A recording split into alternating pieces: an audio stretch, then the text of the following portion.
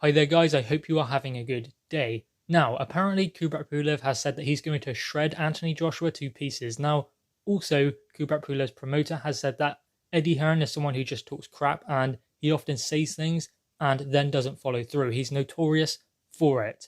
Now, obviously Kubrat Pulev is a mandatory to Anthony Joshua and that is in the way of Anthony Joshua facing his next mandatory, Alexander Usyk, then undisputed with Tyson Fury. So, obviously, Kubrat Pulev is kind of the missing link. Well, he's a part of the plan, but ultimately he's not a part of the bigger picture because Anthony Joshua is expected to blow past Kubrat Pulev. And I think that is why they are constantly piping up, because maybe they believe that they are being overlooked a little bit, which, I mean, yes, I guess they are, but ultimately you would expect Anthony Joshua to beat Kubrat Pulev. If he cannot beat Kubrat Pulev, then he's not beating Tyson Fury. So ultimately you would expect Anthony Joshua to get the job done against Kubrat Pulev. But if Anthony Joshua does step off the gas like he did against Andy Ruiz Jr., then he could get beat by Kubrat Pulev. But Anthony Joshua cannot allow that to happen. He needs to make sure that he is focused on this fight. Otherwise, Undisputed is gone. You can think all you want about the Undisputed fight with Tyson Fury, but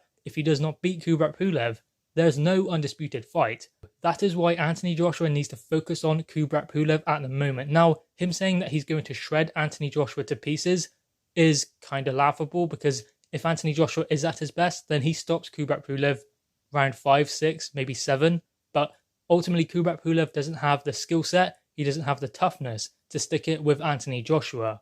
And that seems like it's being disrespectful, but Kubrat Pulev he's a good boxer, good European style, got a good jab, good power as well in both hands. But he's not at the level of Anthony Joshua. We've seen him go to world level and come unstuck against Vladimir Klitschko, and he hasn't been there since. So obviously Kubrat Pulev is like a B level heavyweight, a B plus I would say, because he's a good fighter, but he doesn't have the kind of resume and track record of Anthony Joshua. So realistically, Anthony Joshua should be getting rid of Kubrat Pulev. That being said, it will still be a tough fight because Kubrat Pulev, this is his last opportunity. This may be even his last fight. So anyone who believes that Kubrat Pulev is just coming to roll over is extremely mistaken because he's not. This is his last chance at a big payday, his last chance at the heavyweight world titles. He's had one shot already and he came unstuck in that fight. Also, something that Kubrat Pulev keeps saying is that Anthony Joshua is mentally weak, which is completely untrue because if Anthony Joshua was mentally weak, he would have come unstuck in the Andy Ruiz Jr. rematch. He didn't. Kubrat Pulev, I would consider as mentally weaker than Anthony Joshua because I believe that he came unstuck against Vladimir Klitschko. His big opportunity, his big night. And realistically, he was like a deer caught in the headlights. He didn't know what to do.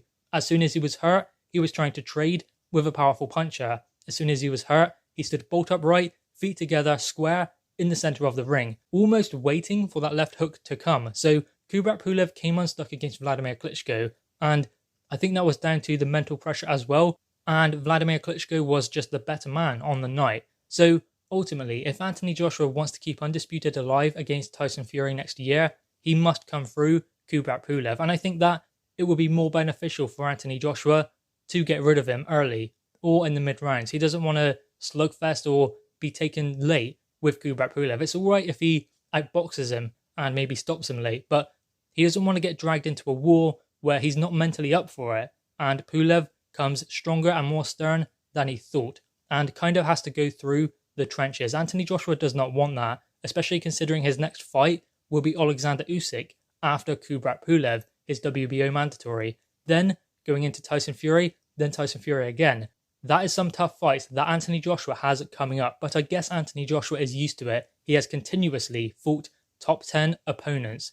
But Tyson Fury may find that a bit different because he's kind of gone from Klitschko to Seferi, then Pianetta, then Deontay Wilder, then Schwartz and Wallin, back to Wilder again. So for Tyson Fury, this is going to be the first time that he's fought Deontay Wilder, then Dillian White, then Anthony Joshua, and Anthony Joshua again. So continuously fighting top 10 heavyweights back to back, that will be something completely different for Tyson Fury, whereas Anthony Joshua has been doing that continuously.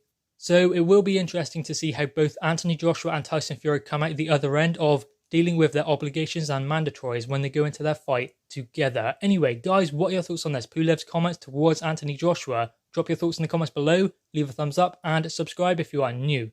Thanks, guys.